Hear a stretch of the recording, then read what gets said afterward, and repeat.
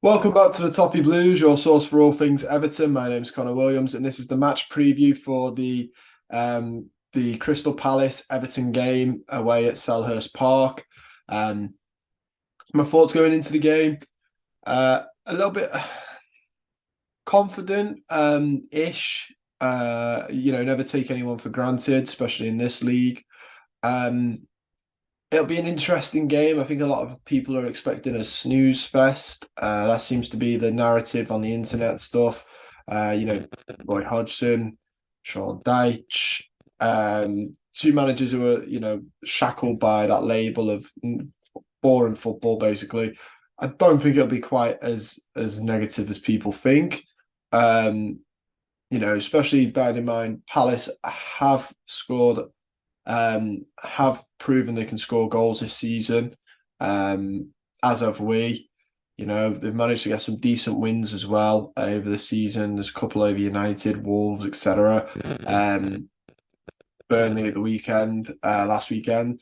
But we're coming into it on a decent bit of form as well. So it should be an interesting one. Yeah, I'd say I'm confident. Like, obviously, with all due respect to Crystal Palace, I'm not gonna.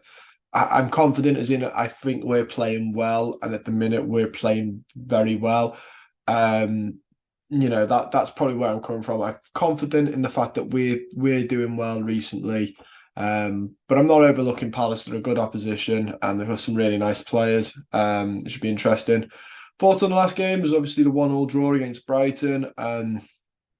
The people who weren't happy with that, I think, are mental because you want to go and look at where we were this time last year when we'd lost 4-1 to them at home at Goodison Park, and they absolutely played us off the field. I remember doing the reaction video, and I remember a mate from uni messaging me going, "Geez, that was bad. I just watched your reaction video. Can't believe how bad that was." I was like, "Yeah, we look done, dead, done. See you later." Then we win 5-1 at the Amex at the end of the season. And I think people thought that all of a sudden we were going to win this 6-1 because it was at home. Brighton are a very good side, very, very good. And we kept them quiet. We don't play into their hands. De Zerbi's whole thing is La Pausa. They pause, they wait for the press, so teams come out of position, and then they quickly, with quick direct passing, push it up the line.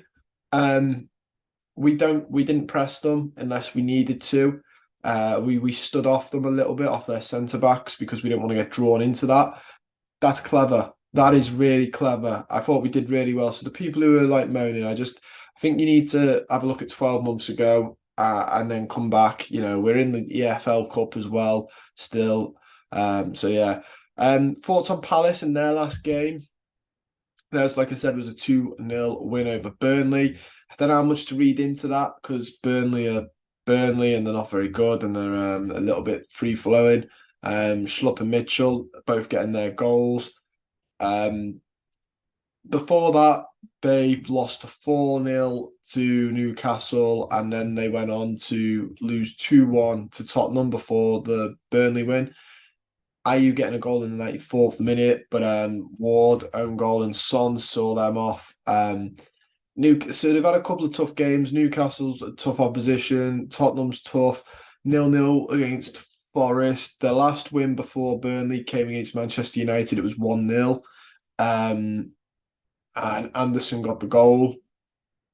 So they are on a bit of an interesting run of form. They are 11th in the table compared to us, who's 16th. But they are in a bit of an interesting run of form. I think there's a lot of draws sneaking in and a couple of losses.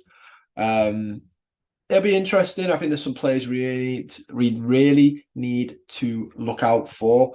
Some very interesting battles across the field as well when we play them. I think Dominic Calvert-Lewin, it'll be interesting to see how he does against the likes of Joachim Anderson. I think he's a fantastic player. But not just him, you've got Tyrick Mitchell against our entire right side. And then you've got the likes, their strikers are probably where they're at the weakest because they're still reliant on Jordan Ayew, even though they've got Odsonne Edouard and Jean-Philippe Mateta. Elise is a fantastic player, but he's injured and he's not really, he's not a striker. So I'd say their striker's the interesting one, but I think the main fight will be Calvert-Lewin versus Joachim Andersen, which is a very, very interesting one. Sort of Calvert-Lewin, we know how he is, aerial presence, really good chance creator as well. He's created a fair bit of chances, won 92% of his aerial duels, which is absolutely, well, 92% compared to other forwards in the league. Um, Creates chances, provides the defensive interactions, just an all-round great player. But Joachim Andersen, known for his so like I said, Calvert-Lewin compared to the other strikers, is in the top 92% for aerial duels won.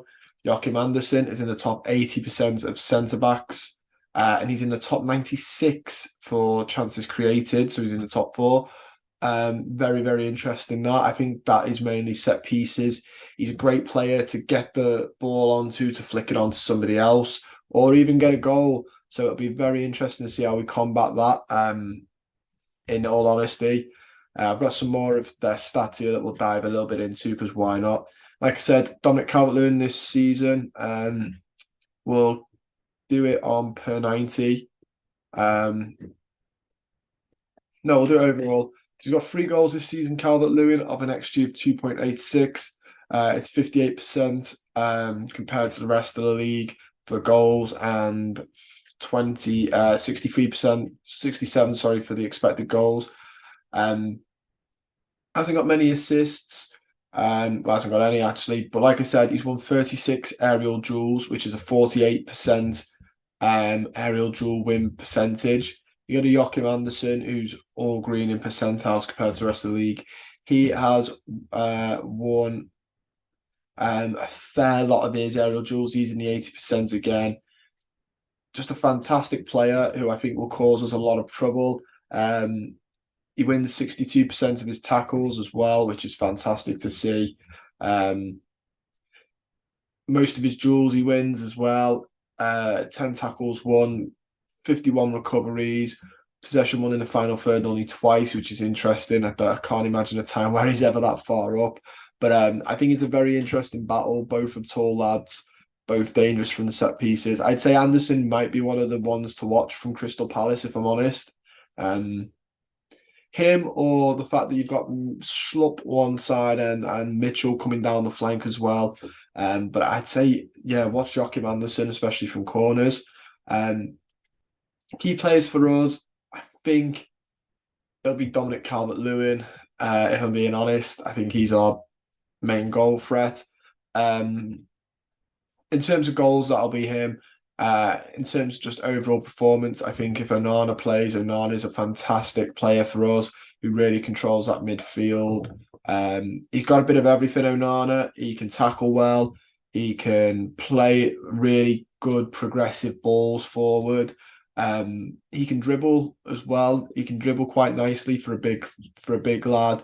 And he is big, he's imposing, he's strong. He just handles himself very, very well. He's a very good player. And then obviously if you put him alongside James Garner, who again got a great pass on him, can really pick that out. The whole midfield is very good. I think where we could win this game is that midfield trio. Obviously Decore ahead of them, got legs, fantastic at getting these goals. He's almost like a little poacher on some of the goals he's getting this season. The only criticism I give Decore is sometimes when he's dribbling, it does look a bit like you've just fired cannonballed the ball at his legs. But who cares when he's performing well, he's getting goals, who cares? I'm not bothered if he's not the best dribbler in the world. I don't need him to be Lionel Messi. I need him to do what he's doing, and he's doing it. But I think that midfield, because they can fall back on each other as a flat 3 centre mids, so then when the rest fall back, it's almost like a flat 5, or a 4-1-4-1 in the defensive stage. I think it just makes us a lot more compact. It really, tightens Palace, who at the minute are playing a 4-2-3-1, so very, very similar. We're playing like a 4-4-1-1, which is a 4-2-3-1. Your forwards are just a little bit closer back, so it'll be an interesting one. They're playing Hughes as well, for what it's worth, in the hole. That again falls back, so it's almost similar formations. Really, really going to be an interesting battle. This, like I said, though, their key player, I think, will be Andersen. Other than Anderson, I, it's a bit mad because he's 32 years old, and it feels like he's been at Palace for years. But I do think Jordan Ayew is on his, getting his fair. Once he's the type of player, once he gets a goal, they sort of start rolling in for him. So he's got one last week. Got to be careful we don't give him another. He is that type of player that just starts picking up goals on a flurry, and we just got to be a little bit careful of that. Also, as much as I said, I don't really rate their strikers, and I stick by that. Odsonne Edouard has got 4 goals for Crystal Palace this season. Jordan Ayew, though, has got 3 assists and a goal. So, like I said, Jordan Ayew is really their danger man going forward. Joachim Andersen, though, is a really big threat from set pieces. We've got to be careful where we're giving them away. But yeah, like I said, Ayew, fantastic player this season. Only 1 goal, which is a bit there, but he's got 3 assists. He's got an expected assist of 1.23, 242 successful passes this season. Chances created 9, 4 successful crosses. Good dribbler as well. He's managed a lot of successful dribbles. Only been dispossessed 34 times, which compared to the league average is very, very low. He's just an all-round decent player, enjoying his spell. Crystal Palace did a TikTok. It was how many memes you can fit in a TikTok. And you see Jordan Ayew dribbling in that, and he's just really hard to get the ball off. The type of play that you don't want to have his back to you because you're not going to be able to get the ball off him. It doesn't have to be blistering with pace. It's just the way he uses his body is very clever. The only way you're getting it off him is go through the back of him, which is going to give away fouls, which we don't want to do. We really don't want to do against these. Likely lineup for us, I hope, will be the 4-4-2, the 4-4-1-1 that we've seen so many times. Hopefully Onana is in the fold for this as well. I know he missed the last game because of a knock. I'm hoping it'll be Pickford.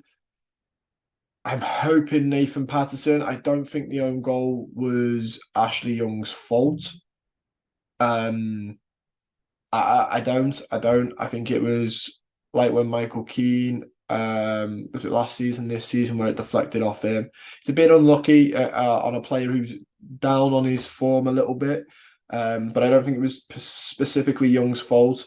But I think he should start Nathan Patterson. So Pickford, Patterson, Tarkowski, Branthwaite, Mykolenko, who's enjoying a very successful little run, Mykolenko.